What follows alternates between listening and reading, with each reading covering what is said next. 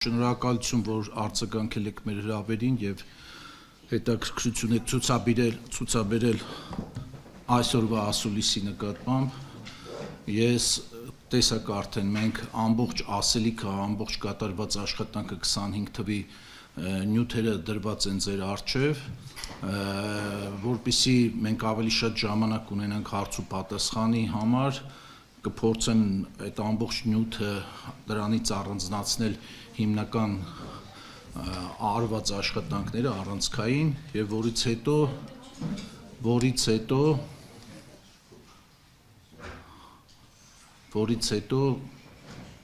կպատասխանեմ ձեր հարցերին։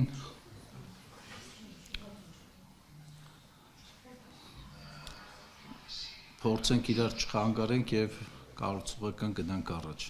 Շնորհակալություն։ Ուրեմն հարգելի գործընկերներ, զանգվածային լրատվամիջոցների հարգելի ներկայացուցիչներ, ինչպես գիտեք, հանրային ծառայությունների կարգավորող հանձնաժողովի կարգավորման ոլորտը բավականաչափ ընդգրկուն է եւ բազմավեկտոր, ներառելով երկրի տնտեսական ենթակառուցվածքների զգալի մասը։ Ուստի այսօրվա ասուլիսում ես կանդրադառնամ հանձնաժողովի կողմից 25 թվականին իրականացված առավել կարևոր եւ առանցքային հատվածներին։ Այսպես ներկայացնում եմ համառոտ տեղեկություն 25 թվականի իրականացած աշխատանքների մասով։ Հանձնաժողովի կողմից էլեկտրաէներգետիկական եւ գազամատակարարման համակարգերում իրականացված սակագնային քաղաքականության արդյունքում, հաշվի առնելով սակագների վրա ազդող բոլոր դրական եւ բացասական գործոնները, սպառողների վաճառվող էլեկտրական էներգիայի եւ բնական գազի սակագները 25 թվականի համար չեն բարձրացել եւ մնացել են նույնը, անփոփոխ։ Էլեկտրաէներգետիկական շուկայի ազատականացման ուղղությամբ հանձնաժողովի կողմից իրականացված միջոցառումների արդյունքում 25 թվականին շուկայի մրցակցային հատվածում ձեռք բերված էլեկտրական էներգիայի մասնաբաժինը կազմել է շուրջ 2.4 միլիարդ կիլովատ-ժամ, կամ ներքին սպառման 33.2%-ը, մեկնարկային տարվա 5.3%-ի, 23 թվականի 20.1%-ի եւ 24 թվականի 27.8%-ի համեմատությամբ։ Ընդ որում 25 թվականի տարեվերջի դրությամբ շուկայի մրցակցային հատվածում գործել են 645 սպառողներ, այդ թվում 45 որակավորված սպառողներ, 13 ակտիվ գործունեություն իրականացնող շուկայում մատակարարներ, 9 թրեյդերներ եւ 216 մրցակցային էլեկտրակայաններ։ Կարգավորվող ընկերությունների կողմից 25 թվականին էլեկտրաէներգետիկական եւ գազամատակարարման համակարգում իրականացվել է շուրջ 52 միլիարդ դրամի ներդրումներ, որից 31 միլիարդ դրամի չափով ներդրումներն իրականացվել են էլեկտրաէներգետիկական համակարգում, իսկ 21 միլիարդ դրամի չափով ներդրումները գազամատակարարման համակարգում։ Ասեմ նաեւ, որ առաջին անգամ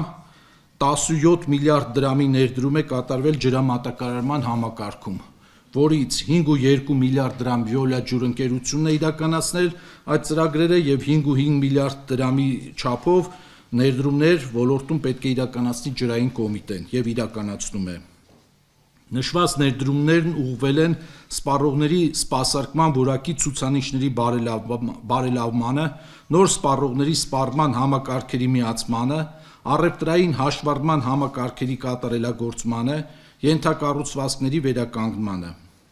25 թվականին հանձնաժողովի կողմից մշակվել եւ ընդունվել է էլեկտրաէներգետիկական շուկայի կանոնների լավարկմանն ուղղված փոփոխությունների 5 ծավալուն փաթեթ։ Ինչպես նաեւ հանձնաժողովը ակտիվ մասնակցել է էներգետիկայի մասին օրենքում փոփոխություններ կատարելու 3 փոփոխությունների նախագծի, որից 2-ում ես ազգային ժողովում եղել եմ որպես համազեկուցող։ Վերականգնվող էներգետիկայի զարգացմանն ուղղված միջոցառումների արդյունքում 25 թվականին փոքր հիդրոէլեկտրոկայանների եւ վերականգնվող այլ ռեսուրսների կիրառմամբ գործող կայանների կողմից արտադրված էլեկտրական էներգիայի տեսակարար կշիռը ընդհանուր արտադրության մեջ կազմել է շուրջ 23.4%, 24 թվականի 21.1%-ի համեմատությամբ։ Ինքնավար էներգոարտադրության զարգացման ուղղված հանձնաժողովի իրավակարգավորումների շարունակական բարեփոխումների արդյունքում վերջին տարիներին հատկապես շոշափելի է վերականգնվող էներգետիկայի բնագավառի այս հատվածում արձանագրվող աճի ցուցանիշները։ Մասնավորապես, եթե ոլորտի զարգացման մեկնարկային ժամանակահատվածում 2016 թվականին Հայաստանի էլեկտրական ցանցեր փակ բաժնետիրական ընկերության հետ էլեկտրական էներգիայի փոխհոսքեր են իրականացրել ընդամենը 16 ինքնավար էներգոարտադրողներ, էլեկտրակայանների ընդամենը 200 կՎտ ընդհանուր դրվածքային հզորությամբ, ապա 24 թվականի ավարտին ինքնավար էներգոարտադրողների քանակը կազմել է 31249, որոնց էլեկտրակայանների ընդհանուր դրվածքային հզորությունը կազմել է 420.5 մեգավատ, իսկ հա 25 թվականի ավարտին ինքնավար էներգոարտադրողների քանակը կազմել է 50059 բաժանորդ, որոնց էլեկտրակայանների ընդհանուր դրվածքային հզորությունը կազմել է 640.1 մեգավատ։ Այսպիսով, միայն 25 թվականի ընթացքում ինքնավար էներգոարտադրողների քանակն ավելացել է 18810-ով, իսկ վերջիններիս էլեկտրակայանների ընդհանուր դրվածքային հզորությունը մոտ 220 մեգավատով։ Սրանք վերականգնվող էներգետիկայի աճը բնութագրող շոշափելի ցուցանիշներ են։ Հանձնաժողովը 25 թվականին ևս վերահսկել է իր կարգավորվող ոլորտում մատուցվող ծառայությունների սպասարկման որակի ցուցանիշները, իսկ դրանց խախտման դեպքում մատակարար կազմակերպությունների կողմից սպառողներին հատուցումների վճարման գործընթացը։ Մասնավորապես, որպես առավել շոշափելի ցուցանիշներ, կարևոր եմ համարում նշել, որ Հայաստանի էլեկտրական ցանցեր փակ բաժնետիրական ընկերությունը 2025 թվականի հունվար-սեպտեմբեր ամիսների արդյունքներով 145536 բաժանորդի վճարել է ընդհանուր 285 միլիոն դրամ տուժ։ Այս համատեքստում կարևոր եմ համարում նշել, որ էներգետիկայի բնագավառում կառավարության լիազոր մարմնի տարածքային կառավարման և ենթակառուցվածքների նախարարության կողմից 25 թվականին հանձնաժողով է ներկայացվել հաղորդում Հայաստանի էլեկտրական ցանցեր փակ բաժնետիրական ընկերության կողմից թույլ տրված առերևույթ բազմաթիվ հնարավոր խախտումների մասին։ Հաղորդման հիման վրա Հայաստանի էլեկտրական ցանցեր փակ բաժնետիրական ընկերության նկատմամբ հարուցվել է վարչական վարույթ, որի արդյունքում դադարեցվել է ընկերության էլեկտրական էներգիայի բաշխման լիցենզիայի գործողությունը։ Բացի այդ, սպառողների կողմից հանձնաժողով ներկայացված դիմում բողոքների քննարկման, կարգավորվող անձանց կողմից ծառայությունների սպասարկման որակի ցուցանիշների, ինչպես նաև լիցենզիայի պայմանների հնարավոր խախտման դեպքերի ուսումնասիրության շրջանակում 2025 թվականի ընթացքում հանձնաժողովը վարչական վարույթներ է հարուցել նաև հանրային ծառայությունների ոլորտի այլ կարգավորվող անձանց նկատմամբ ևս, որոնց արդյունքում վերջիններիս նկատմամբ կիրառվել են ընդհանուր 51 միլիոն դրամ չափով տուժեր։ Մասնավորապես, Հայաստանի էլեկտրական ցանցեր փակ բաժնետիրական ընկերությունը հանձնաժողովի 25 թվականի մարտի 26-ի և 25 թվականի հունվարի 18-ի որոշումներով երկու դեպքում էլ տուգանվել է 10 միլիոն դրամ գումարի չափով լիցենզիայի պայմանների, ինչպես նաև հանձնաժողովի իրավական ակտերի խախտման համար։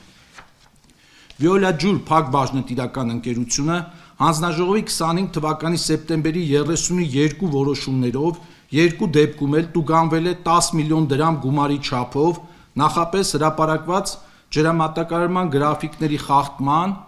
ինչպես նաև հանձնաժողովի կողմից հաստատված խմելու ջրի մատակարարման և ջրահեռացման կանոնների խախտման համար։ Տելեկոմ Արմենիա բաց բաժնետիրական ընկերությունը հանձնաժողովի 25 թվականի հոկտեմբերի 8-ի որոշմամբ տուգանվել է 10 միլիոն դրամ գումարի չափով ընկերությանը տրամադրված հանրային էլեկտրոնային հաղորդակցության ցանցի լիցենզիայի պայմանների խախտման համար։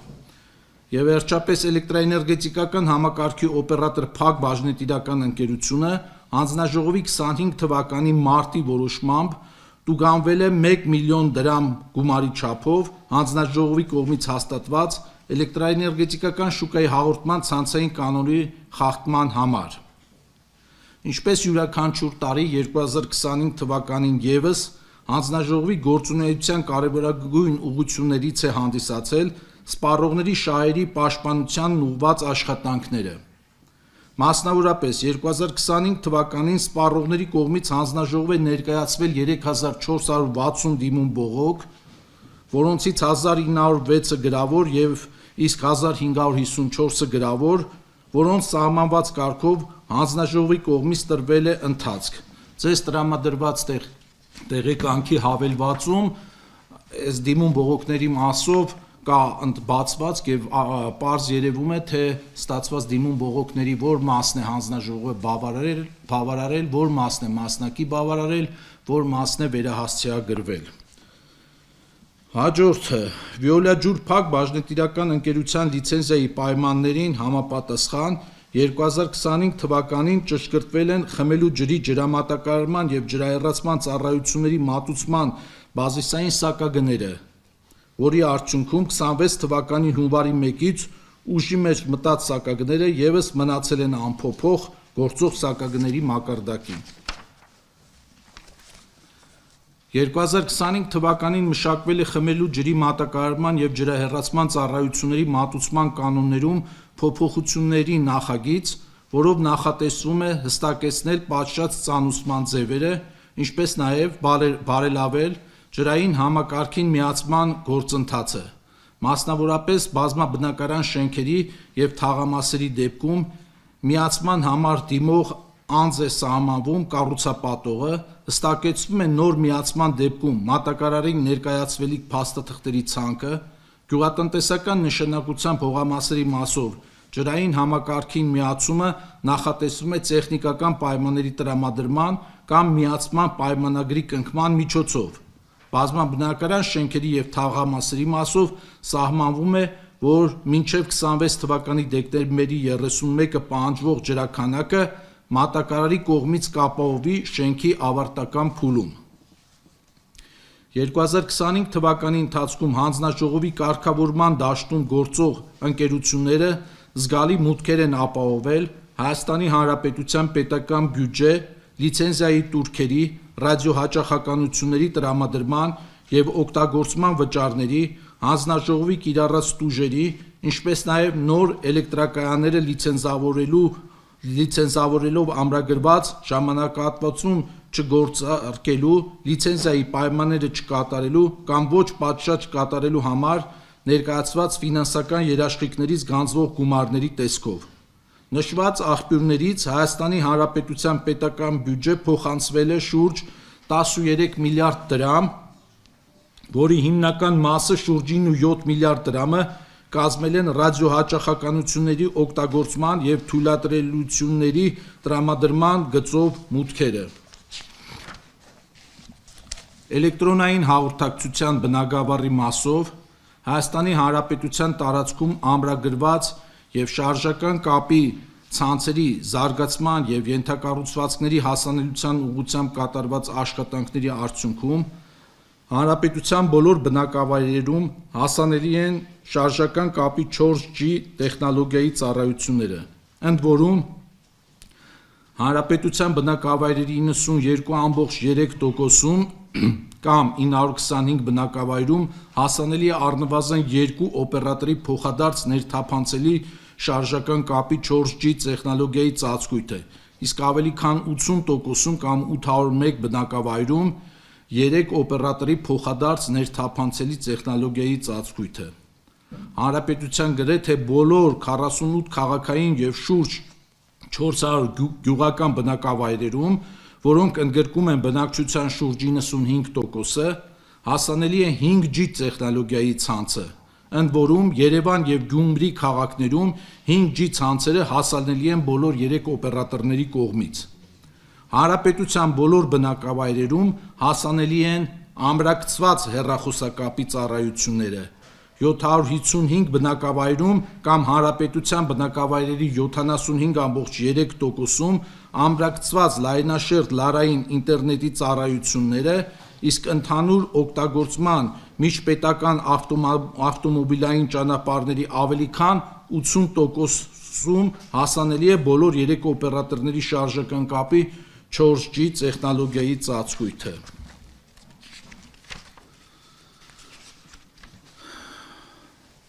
Հանրային ծառայությունների կարգավորման ոլորտում միջազգային լավագույն փորձ ուսումնասիրելու և այն Հայաստանի Հանրապետությունում կիրառելու նպատակով հանձնաժողովն անդամակցում և համագործակցում է մի շարք միջազգային և արտասահմանյան կազմակերպությունների հետ։ Էներգետիկայի կարգավորողների տարածաշրջանային ասոցիացիայի անդամակցության շրջանակում 2025 թվականի ընթացքում հանձնաժողովի անդամ Սերգեյ Աղինյանը ընտրվել է վերը նշված ասոցիացիայի նախագահության անդամ, ինչի արդյունքում հանձնաժողովին հնարավորություն է ընձեռվել ավելի ակտիվ մասնակցել ասոցիացիայի միջոցառումներին, կիսվել հանձնաժողովի փորձով էներգետիկայի կարգավորման ոլորտում, ինչպես նաև ներգրավել կազմակերպության ռազմավարական նախաձեռնություններում։ Դեռևս 2022 թվականից հանձնաժողովի ներկայացուցիչը հանդիսանում է ռոմինգի հարցերով միջազգային աշխատանքային խմբի, իսկ 25 թվականից կարգավորողների անկախության և լայնաշերտ հարցերով աշխատանքային խմբի նախագահող։ Այդ շրջանակում շարունակվել է համագործակցությունը Եվրոպական միությունը հանուն թվային օրակարգի նախաձեռնության հետ, հեռահաղորդակցության շուկաների վերլուծության, լայնաշերտ ինտերնետ հասանելիության զարգացման, հեռահաղորդակցության ոլորտի օրենսդրության, մոտարկման, ռոմինգի տարածաշրջանային համաձայնագրի ստորագրմանն ուղղված աշխատանքների, ինչպես նաև ձայնային զանգերի վերջնաբորման մեծածախ շուկայի վերլուծության իրականացման նպատակով։ Միևնույն ժամանակ հանձնաժողովը մասնակցում է նաև Եվրոպայի էներգետիկ կարգավորողների խորհրդի կողմից կազմակերպվող աշխատանքներին արևային գործընկերության երկրներում մաքուր էներգիայի անցման խթանման ծրագրի շրջանակներում։ 25 թվականի ընթացքում ձեռք բերված պայմանավորվածությունների արդյունքում 2026 թվականի ապրիլի սկզբին հանձնաժողովը Երևանում կհյուրընկալի ջրային ոլորտի կարգավորողների եվրոպական ասոցիացիայի 37-րդ լիագումար ժողովը, ինչը հնարավորություն կտա հանձնաժողովին այդ ասոցիացիայի անդամ ազգային կարգավորող մարմիններին ներկայացնել ջրային ոլորտի կարգավորման իր լավագույն փորձը։ Վերջում ավելացնեմ, որ 2025 թվականին ընթացքում տեղի է ունեցել Հանրային ծառայությունների կարգավորող հանձնաժողովի վարչական շենքի տեղափոխություն Երևան քաղաքի Սարյան 22 հասցեից դեպի Մյասնիկյան 5 կոտորակ 1 հասցե և ավելացնեմ նաև, որ հանձնաժողովի ամրացված վարչական շենքն ունի ամբողջական և կապիտալ վերանորոգման կարիք, ինչը ընթացքում կփորձենք կարգավորել։